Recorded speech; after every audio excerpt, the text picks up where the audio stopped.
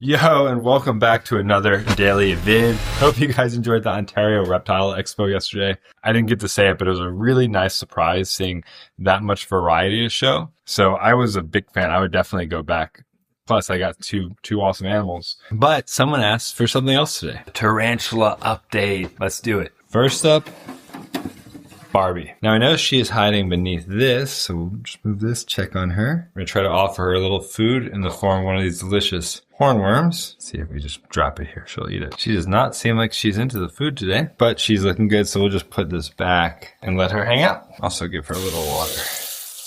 She's gonna go right back under her log and chill, I think. All right, bye Barbie. Next up is our male chocolate golden knee, and he is always out and active. We actually need to give him a bigger enclosure soon because he got really big recently. So let's give him a nice big meal. We're going to offer him a hornworm as well and see if he wants it. Oh yeah, look at that. He was ready for it. He's going to have a nice meal of that hornworm. That's going to make him really happy, give him some good nutrients. While he eats that, I'm going to give him a little bit of water in his enclosure and he will be good. I have some moss in these enclosures that I wet down. And then I also have a little water bowl that I fill up that has rocks in it so any of the prey items don't drown in there. And he is so happy with that. Look how big he got. He literally came out of a molt and like doubled in size. It was wild. All right, buddy. We're going to leave you be to enjoy your meal. And we can see from this view with a little bit of glare. Let's try to get the glare out. Kind of see him holding that. And he is going to really enjoy this hornworm. Third up, we have my first tarantula, Griselda, our Mexican bloodleg. And she's probably, yep, she's underneath that cork bark as well. Let's see if you can see her. There she is right here. She rarely eats in front of me, but we'll offer her a little hornworm just in case. See if she wants it. Just leave this right here for her. Give you a better look at Griselda. Look at her. She is a slow growing species of tarantula, so she has not gained that much size. Also, she's a female, so it'll take her longer to get to full size, but she is a beauty. And she is not going to take that right now, so we'll just give her a little water. Make sure she's got some moisture in her enclosure. Didn't mean to splash her. And her cork bark will go back over her. She actually dug out that entire area. It was all flat, and she, one piece by one piece, moved all of this moss and little wood chips all out of the way and webbed it so it would stay put. It was really impressive to watch. And our last tarantula, I think is on the other side, who does not have a name, who's still fairly young. He's right there if you can see him. We'll offer him this small one because he's pretty small still. He is not going for it. He did eat recently, so I'm not surprised. If he doesn't want this, we're just going to take it out. You can see how big his abdomen is, or her abdomen. She, I don't really know if this is a he or she actually, but I don't think he or she is eating today, so we're going to let him chill and just give him a little bit of moisture in his enclosure real quick. Just a little here. All right. And that sadly is the last tarantula because my little versicolor, who was very, very small, passed away. I don't know why. She was eating really well and looked like she was doing fine. And then one day I came down here and she was just dead. I thought maybe she was molting. But no, she never recovered, which was a bummer because she was so pretty and so cool. But maybe eventually we'll get another versicolor because I think the arboreal tarantulas with the color and stuff are just so freaking cool. But that's the 4 tarantulas for now. We also have a bunch of isopods that are all doing pretty good and are in different states of colonizing. And yeah, what else are we doing in the reptile room today? We are doing some feedings. But first, before any feedings, it's the beginning of the week, which means I'm going to give the bioactive enclosures a nice mist down so all the plants can grow and survive and thrive. And let's jump into it. I got my handy pump sprayer, and first enclosure is going to be ambrosia, which is also my favorite bioactive that I have. Look at this. It's just got these nice vines, this nerf plant, that Frankie crush that I moved in here. Just some really pretty stuff. And so she gets a nice mist down because she likes really high humidity, and we want to make sure that it maintains humidity and that all the plants water and they're good, and there's moss growing back here as well. So we want to make sure all that's good. Just give everything a nice soaking. And that is that, all nice and soaked. She also has a fogger that helps maintain humidity, but I mean, honestly, it's more for aesthetics because it just looks really cool too. And she is probably buried somewhere in the substrate because that's where she's been hanging out lately. Next, we have Frankie's, which is looking a little bare now compared to Ambrosia's. So we're gonna have to get some more plants for this, but he is much bigger, more heavy bodied, and tends to destroy things a little bit more. In fact, the reason Ambrosia has so many is because some things were in Frankie's enclosure and he kind of destroyed them. And so they went into Ambrosia and came back to life, which was wonderful. Love this rattlesnake plant though. I got that from Dee Dee's plants, like most of my plants, and very happy with some pothos in the back. I also have a lot of isopods in here, so giving them some moisture. And he's got a big enclosure. It's 4 feet tall, so a little bit of humidity down here is fine for him. Yeah. And there is Frankie just hanging out inside of his log. And now his enclosure is nice and moist and everything is watered, so he's good. What you don't see while I'm missing the enclosures is that I'm constantly checking for poop or urates and stuff and spot cleaning along the way, as well as looking out for empty or half-filled water dishes and filling them up over at the little water dispenser I have in here. So this is kind of like my beginning of the week once over for everybody to make sure enclosures are clean and everyone has water and all that kind of stuff. All right, we have one more bioactive and then 2 enclosures that just have some live plants in them. That'll get a little bit of water. Let's do it. All right, this is our Kenyan sand boa enclosure, which I'm sure some of you are thinking, oh, but it's a sand boa. He's arid. He doesn't need humidity. But actually not bad to have a little humidity in the soil. And then his substrate is a mix of soil and sand, about 50-50. So I still give a little bit of moisture. There's still some moss up here that the isopods can use as a little moist spot.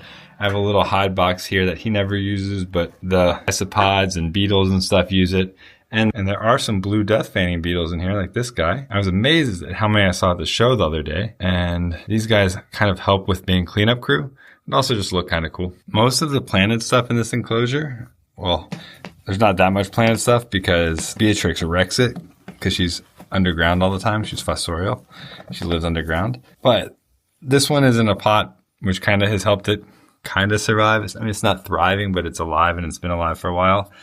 And then some aloe that I generally have to write every week or twice a week, but at least it's alive. So far, so good. And there's some isopods in here, some dwarf oranges, or powder oranges rather, and death fanning beetles and springtails. And then we just have Jack and Diane's enclosures, which both have like one little potted plant. So we'll just give them both a spray down and we will be good to go today. Hi, Todd. Just learning about everything, huh? As you know, I brought this red-footed tortoise home the other day from the Ontario Reptile show, and he is doing great. I built him this little lean-to, but I'm going to adjust it. Right now he's living outside in our courtyard because it's beautiful out, but eventually I'm going to build him a dope tortoise enclosure right behind the barn. Look how cool he is. What a good dude. Hi, Todd. Speaking of tortoises, check out behind me.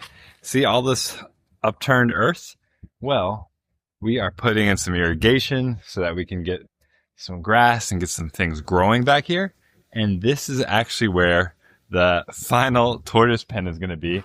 It's going to be literally from all the way down there to this corner, all the way down to the end of the barn and back. And I'm going to fence that. And then we are going to have a nice fenced area for tortoise or tortoises maybe in the future. Maybe some goats, chickens. It's going to be absolutely wonderful. And so that is a work in progress. That's why Todd is in the courtyard for now, which is also a great spot for him because it's super protected and safe and he gets lots of interaction and it's less wind, so less chilly up there. So it's a good spot, but this is going to be awesome. All right, let's go feed the rest of the animals. Today is feeding day, but it is all Reptilinks feeding day, which is kind of wonderful. I love the fact that these are like whole prey items and they're super nutrient dense for everybody. Plus they thaw out a little bit faster and easier to deal with than frozen mice, I guess. And while those thaw out, I'm going to take a piece of cork bark and I'm going to wire it up inside of Jack's enclosure, which is where we are right now, because I've seen him climbing a lot lately. I want to give him something more fun to climb on. And this is the perfect thing. So we're going to do that. Jack is my Japanese king rat snake, by the way. All right, this is just a little piece of cork right now because it's the only full round I had. But eventually this whole thing will get pushed back and we'll have more over here and it'll look really good. But all I do is I take a piece of bonsai wire and I put it up in the little vent hole, and then I run it over here to this vent hole and I secure it here and I wire a piece of cork on it and it works great. I have the same setup in Frankie's cage on a much larger scale and it's awesome. So we'll see if Jack uses this, and if he does, we'll add some more cork so he has a even doper spot to climb. Adding enrichment for the reptiles is honestly, it's so much fun. That lasted all of 2 seconds until I realized I had a nice cork round in Ambrosia's that she could spare because I got some cork flats from Willie this weekend. So, much better. He's gonna be stoked. Right, bud? Look at him. He's hiding under here. Jack, you wanna come out? All right, I got Jack out. He's a Japanese king rat snake. Getting him out of his enclosures, more of a two-handed operation. But once he's out, he is so chill. He's just still a little enclosure shy, even though he's gotten so much better. Just wanted to get him out so you guys could see him. And even though he's pretty now, he is going to get even better looking as an adult. Really excited for that. Got a little more time for that, but he is also getting a reptiling today, so he should be pretty stoked. Let's put him back and see if he uses his new hanging branch. He's gonna go in there right away. This is gonna be his new favorite spot. There he goes. A couple of the animals that are getting fed today, you've seen it recently, like Snakeette as well as Kevin, but you have not seen Frankie Two Legs eat, and he is out and ready. All right, let's get him. Let's try to get him over here. I didn't scent it today, so let's see if he'll go for it. Come on. I might have to scent this for him. Otherwise, he might not take it. Let's try this. So we'll cut. Okay. There we go. What a good boy. There it was. And he's just destroying that thing. Oh my God, he just ripped that thing apart. Disgusting. Let's hope he eats all of it. Snakeette was next on the list, and she was very hungry. She just destroyed a frog reptiling. She's gonna get another little one too. Kevin is probably hiding in his logs, so we will leave some right here on his rock, and we'll leave a little bit. We'll leave it like on the skull for him. There we go. Perfect. This one's gonna go to Roz. Come in. Good girl. Good girl, Roz. That's yours. It's probably not gonna make an appearance. I'm pretty sure Jack is still hiding in his new cork bark, so we're just gonna leave a little reptilink at the end for him. I'm sure he will clean that up soon. Snakeette made fast work of the first one, so let's see if she wants the second one. Yep, there she got her two little frog reptilinks. She's gonna be a happy girl. And that is it for today's daily reptile vid, the daily reptile. So hope you're all wonderful. We'll catch you on tomorrow's vid. Peace. Also, if it sounds like there's a piano tuner next door, it's because there is. The other side of this is going to be a little editing bay and music studio, and there's someone tuning a piano right now.